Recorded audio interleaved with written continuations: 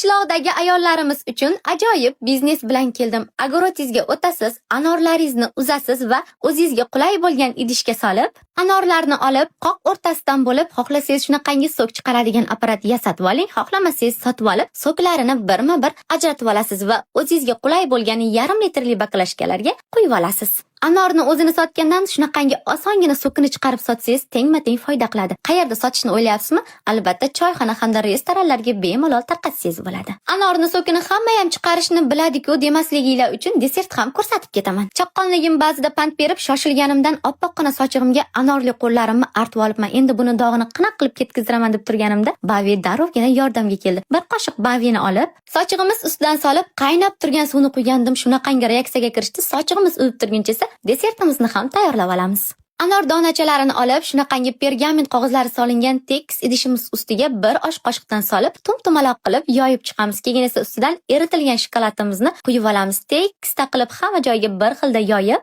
ustini xohishga qarab bezatib olamiz. Men mayda shokoladchi hamda yana anor donachalari bilan bezatib oldim. Keyin esa morozilkaga qo'yib, ungacha esa ivib turgan sochiqlarimizni bir olib qarasam, shunaqangi yaltirab toza bo'lib qopti. Ayniqsa sasib qolgan hidlari ham yo'q bo'lib qolar ekan, shunisiga tan berdim. Keyin esa shokoladlari qatib olgan desertimizni olib yeb ko'rgandim. Mazasi menga yoqdi. Anor nordon, shokolad esa shirin. Ikkalasi zo'r chiqishar ekan. Ana endi baho beringlarchi. Yoqsa kommentariyaga 5, yoqmasa 2 qo'yib ketaverasizlar. Xafa bo'lish yo'q.